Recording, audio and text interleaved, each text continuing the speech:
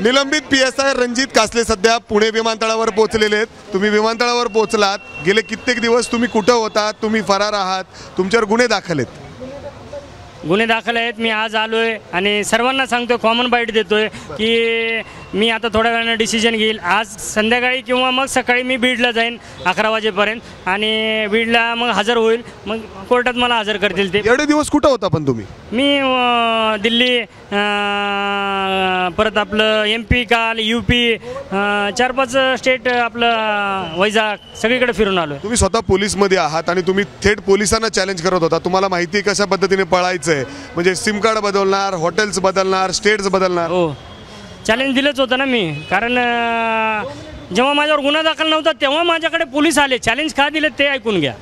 गुन्हा दाखल नसताना माझं लोकेशन काढलं, त्यांना अधिकार नाहीत। एखाद्या व्यक्तीवर गुन्हा दाखल आहे तरच त्याचं लोकेशन पोलीस काढू शकतात।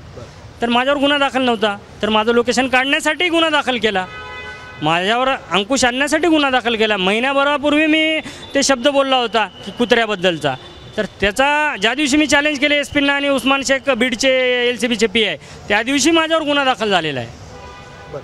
त्याचबरोबर तुम्ही एक व्हिडिओ रील जे सोशल मीडियावर टाकताय त्याच्यामध्ये तुम्ही सांगितलंय तुम्हाला एक सुपारी देण्यात आलेली होती वाल्मिक कराडांची। कुणी दिली होती, काय होतं, थोडंसं माहिती द्या, कारण ती महत्त्वाची आहे। जी तुम्ही आरोप करताय ते खूप महत्त्वाचे आहे। बॅग घेऊ द्या, तुमच्याकडे पुरावे सुद्धा आहेत मोबाईलमध्ये, तुमचे 10 लाख रुपये आले, तेवढंच तेवढं सांगा। नाही आले ते, त्याची चौकशी होईल, त्यानंतर मला न्याय भेटेल। फक्त मला तुमच्या माध्यमातून एवढंच सांगणं आहे, माझ्या घरच्यांना काही त्रास देऊ नका। माझे मुलं शाळेत जातात, त्यांना काही बोलू नका। सर्व पालकांनी त्यांना समजून सांगा, ही माझ्या एकट्याची लढाई नाही, त्यामध्ये आपण सर्वजण आहेत। जसं मीडियाने साथ दिली तशी जनताही देते, माझी लातूरकर सगळे सुज्ञ नागरिक आहेत, तेही मला साथ देतील। तर अशा प्रकारे माझं एक आव्हान आहे तेवढं। पण तुम्ही सुपारी त्याच्याबद्दल ते खूप महत्त्वाचं आहे, कारण ज्या पद्धतीने सध्या बीडमध्ये सगळे प्रकार सुरू आहे, धनंजय मुंडे यांची सुपारी असेल म्हणजे ही दिली ती तुम्हाला? कुणाला संपवायचं होतं ना, कुणाला दिली होती? वाल्मिक कराडला संपवायचं होतं आणि ही ऑफर येते गृहमंत्र्यांकडनं, मुख्यमंत्र्यांकडनं, त्यांची टीम येते 4-5 लोकांची आणि त्यानंतर हे सगळं कोण आलतं पैसे घेऊन? सांगितलं 4-5 अधिकारी आले होते, त्यांची नावं भेटतील उद्या। RTI टाका, चला माझ्यासोबत बीडला। पण त्यासोबत तुम्ही पैसे, म्हणजे अर्थात तुमच्या खात्यावर आलेले हे पैसे 10 लाख रुपये तुम्ही सांगताय, तुम्ही वापरलेत ते पैसे? नाही थांबा जरा, मला 1 मिनिट मोबाईल नंबर टाकू दे। बॅगेत काय काय होतं? हां, मी 2.5 लाख रुपये वापरलेत, मी सांगितलं ना। कशातून 2.5 लाख रुपये वापरले? त्या 10 लाखामधनं वापरले। आता माझा खर्च वगैरे म्हणलं, आता ते धनंजय मुंडेचे तर कुठे कष्टातून होते पैसे ते, म्हणून मी ते 2.5 लाख वापरलेत। आता बघू, जेव्हा हळूहळू देऊ टप्प्याटप्प्यात। कुठल्या कंपनीने पैसे दिले ते? कुणाची कंपनी? कन्स्ट्रक्शन कंपनी, संत बाळू मामा कन्स्ट्रक्शन कंपनी, त्यांनी दिलेत पैसे। त्यांच्या कंपनी कुणाची? बघा, आता धनंजय मुंडे स्वतःच्या अकाउंटवरून तर देणार नाही ना, एवढा हुशार आहे ना। वाल्मिक कराड, महादेव कराड, महादेव मुंडे, असं कोणतरी संत बाळू मामा कन्स्ट्रक्शन, त्यांचीच कंपनी। तुमची कराडची, म्हणजे अर्थात वाल्मिक कराडांची कधीपासून ओळख? 2 वर्षापासून ओळख आहे ना। बीड जिल्ह्यात गेलं ना, बीड जिल्ह्याच ते वाल्मिक कराड चालवायचे, सर्व पोस्टिंग वगैरे वाल्मिक कराडच करायच्या। मग तुमच्यापर्यंत का चाली ही सुपारी, तुम्हालाच का देण्यात आली? बघा, त्यांचं मी चालू दिलं नाही ना 2 वर्ष बीड जिल्ह्यात, नाव झालं माझं, म्हणजे मी कारवाया केल्या आल्यापासनं, त्यांच्या राखेच्या गाड्या पकडणं, त्यांच्या वाळूच्या गाड्या पकडणं, मग त्या ठिकाणी अंबाजोगाईला ट्रॅफिकला असताना दे फाईन मारणं, मग त्याच्यामुळे माझं नाव झालं। नाव झालेल्याच लोकांकडे जातात। बघा, सर्व एन्काउंटर पहिले आपल्याला मुंबईमध्ये दया नायक, शर्मा साहेब, प्रदीप शर्मा हेच करायचे। का करायचे हो? का करायचे? तुम्ही डॉट जोडा ना, म्हणजे त्यांच्यामध्ये गट्स होते। वडाळ्याला झाला तरी संदीप गट्स आहे मग? नाही, मी एवढा मोठा म्हणजे नाही। पळता का? तुमच्यात गट्स आहे तर तुम्ही पळता का? 4 दिवस पळताय म्हणजे दिल्ली इकडे पळालो का? पळालो मी की बघा, अरेस्ट होऊन लगेचच अरेस्ट झाले तर 2-3 दिवस मला PCR भेटेल, मग ते मला सांगता येणार नाही, असा मार देतील ना नवनीत सर। डेंजर आहेत ते। कोण डेंजर आहेत? नवनीत सर।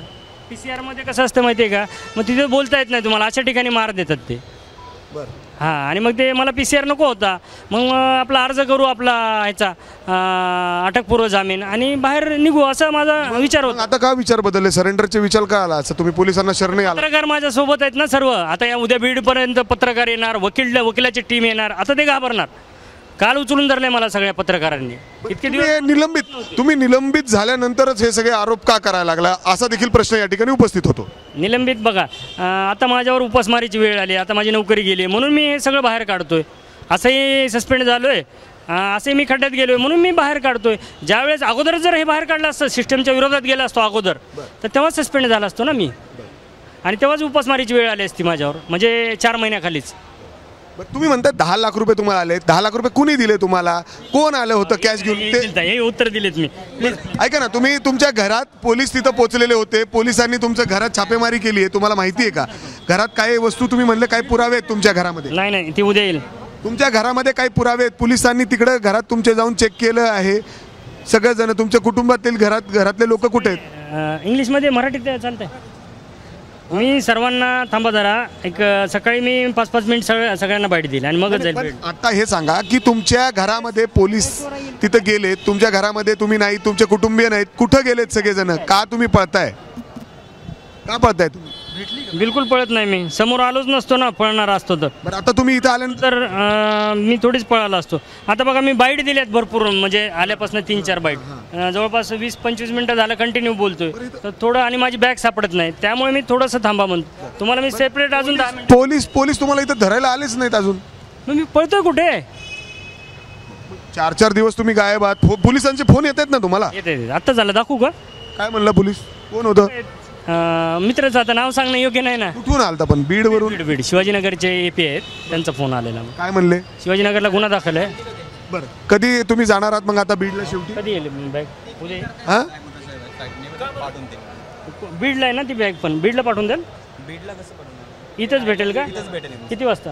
मग उद्या चेन्नईच्या फ्लाईटमध्ये येईल नसेल बॅग, आम्ही मला फोन करेल. ठीक आहे. आम्हाला हे सांगा, आपण बघतोय की रणजित कासले हे या ठिकाणी पोहोचलेले आहेत पुणे विमानतळावर. स्वतः ते बीडला जाऊन पोलिसांना त्या ठिकाणी शरणी येणार आहेत, सरेंडर होणार आहेत.